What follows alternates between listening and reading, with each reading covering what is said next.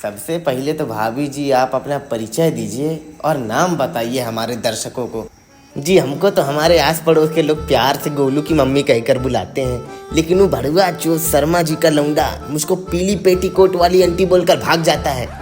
पीली पेटीकोट वाली आंटी? अरे हाँ, अरे जब वो छोटा था ना तो मैं और शर्मा जी बिस्तर पर उठक बैठक वाला खेल रहे थे, तब से वो मुझे पीली पेटीकोट वाली आंटी कहकर भाग जाता है। तो आपने शर्मा जी की वाइफ से कुछ कहा नहीं क्या? लगाई होती 2-3 हाथ अपने लौंडे को वहीं पे।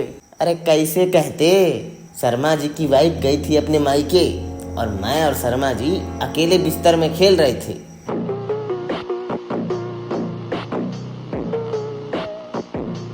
तब तो खूब पेला होगा शर्मा जी ने। कुछ बोला क्या तुमने? अरे नहीं नहीं, कुछ नहीं।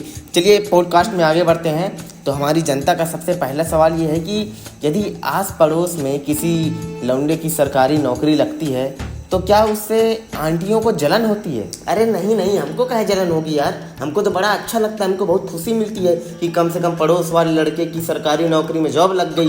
हमको जलन वलन नहीं होती। हाँ, बस जब भी वो अपना नया घर बनवाए तो हमारे घर के सामने गिट्टी बालू रेता ना फेंकवाए, और जब भी नया बड़ी कार ले तो हमारे घर के सामने ना खड़ा करे। हाँ बस औ हमको जलन वलन नहीं होती। हाँ बस वो दिखावा ना करे हमारे सामने, एकदम गरीब बनकर रहे, बिल्कुल जैसा पहले था वैसे एकदम झाटू गरीब बनकर रहे, बिल्कुल दिखावा ना करे हमारे सामने। अरे यार, तब तो आप लोगों की आपस में बहुत ज्यादा लड़ाई हो जाती होगी। अरे हम औरतें इतनी बड़ी पागल थोड़ी हैं जो झगड़ा करेंगे। कुछ भी हमको राशन वासन घटता है, घर का सामान घटता है तो हम उन्हीं घर तो जाते हैं मांगने। हम ऐसे ही लोगों को तो अपना क्लाइंट बनाती हैं, ऐसे अमीर इनके घर में सरकारी नौकरी लगी होती है। अच्छा चलिए भाभी जी, ये रहा आपके सामने दूसरा सवाल। तो काजल की मम्मी कह रही थी कि आप उनके घर जब भी शक्कर या दूध लेने जाती हैं तो आप उनके पति को लाइन मारा करती हैं, और आप दिन में कम से कम 10-15 बार उनके घर जाती हैं। काजल की मम्मी का और ये भी कहना है कि आपको दिन भर में कुछ ना कुछ घटा ही रहता है, जो बार बार आप चली आती है कुछ ना कुछ मांगने। अरे काजल की मम्मी खुद है बहु बड़ी छिनार है। एक दिन जब मैं सब्जी लेकर जा रही थी घर तो उसके घर से चिल्लाने की आवाज आने लगी, ओ यस। मैंने कहा ओ यस, अब मैं भागते भागते गई उसके घर, खिड़की में से झांकने लगी। अब मैंने देखा उसका पति उसको ले रहा सोफे में बना के, वो भी डॉगी स्टाइल में। डॉगी स्टाइल में? हाँ, और उसके पति का इतना बड़ा 7 इंच का है। मैं देख के एकदम डर गई, एकदम पगला गई। अब मैं तो वहीं से चुपके से दुम दबा के भाग गई कि कहीं मेरे ऊपर न कूद पड़े। हाँ, उसी दिन से आप लगता है कि 7 इंच की दीवानी हो गई है। ओ रिपोर्टर, मुझे कैरेक्टरलेस समझा है क्या? मैं बिना पैसों कुछ नहीं करती। हाँ अच्छा, और एक सवाल ये है कि जब भी कोई आस पड़ोस के लोग अपने घर का झाड़ू लगाकर कचरा अपने घर के सामने फेंकते हैं तो उससे जो आंटियां होती हैं आस पड़ोस की, वो लड़ने क्यों लग जाती हैं? उनको क्या दिक्कत होती है? मतलब ये बस एक सवाल है, लोगों का पूछ रहे हैं लोग।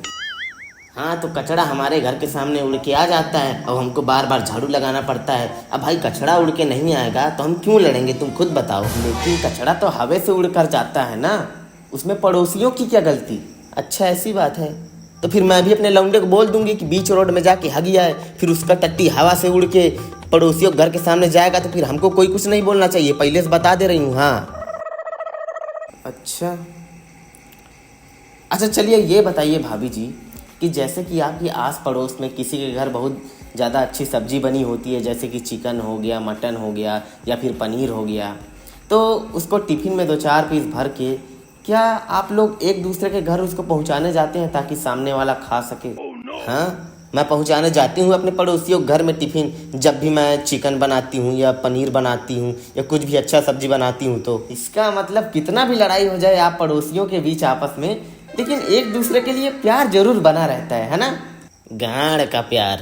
अरे वो तो हम औरतें इसलिए एक दूसरे के घर में सब्जी पहुंचाने जाती हैं ताकि सामने वाले घर में जब कुछ अच्छा बन रहा हो सब्जी तो वो भी हमारे घर रिटर्न में पहुंचाए। हाँ, और गलती से भी किसी घर की सब्जी खराब बन जाती है तो हम औरतें पूरे मोहल्ले भर में फैला देती हैं कि फलाने घर में सब्जी बहुत बेकार बनती है, उसके घर का खाना नहीं। और अगर सामने वाले की सब्जी अच्छी बनी हो तो इससे हमारा बहुत बड़ा फायदा हो जाता है ना। हम चले जाते हैं रेसिपी पूछने कि भाई बताओ कैसा बना इतना अच्छा सब्जी, और रेसिपी पूछ के हम अपने घर में ट्राई करते हैं उसको। तो ये सब करने से आप लोगों को मिलता क्या है? मजा आता है। चलिए आखिरी सवाल और सबसे बड़ा सवाल, क्या आंटियां चुगलखोर होती हैं? हाँ, हम होती हैं चुगलखोर, और वो भी बहुत बड़ी वाली। क्यों? क्या मज़ा आता है यार आप लोगों को चुगली करने में एक दूसरे के साथ? देखो, चुगली करने से ना हमको इन्फॉर्मेशन मिलती है कि मोहल्ले भर में क्या चल रहा है, मोहल्ले भर में क्या हो रहा है, ये सब की ना हमको इन्फॉर्मेशन मिलती है। कैसे? अब जैसे देखो, मान लो कोई तुम्हारा दुश्मन है, अब मैं तुम्हारे सामने तुम्हारे दुश्मन का 2-4 बुराई कर दी और तुम्हारा 2-4 झूठा तारीफ कर दी, तो तुमको भी लगेगा यार भाभी जी कितनी अच्छी हैं, और तुम भी अपने बारे में हमको पूरा सब कुछ बता दोगे। तो ये वाला जो टेक्निक है, ये हम औरतें और जो जितने भी आंटियाँ होती हैं, ये हम मोहल्ले में इस्तेमाल करती हैं ताकि हमको इन्फॉर्मेशन प्राप्त हो सके। मतलब मैं जितना सोचा था आंटियों के बारे में, आंटियां तो साला उससे भी कहीं ज़्यादा डेंजरस होती हैं लौड़ा। हाँ जी बिल्कुल।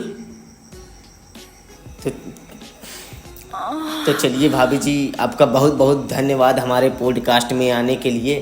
तो मिलते हैं दर्शकों आपसे भी अगली वीडियो में, और भाभी जी आपसे भी मिलते रहूँगा बाद में, हो सके तो, अगर किस्मत चाहे तो। मिलते हैं अब अगली वीडियो में।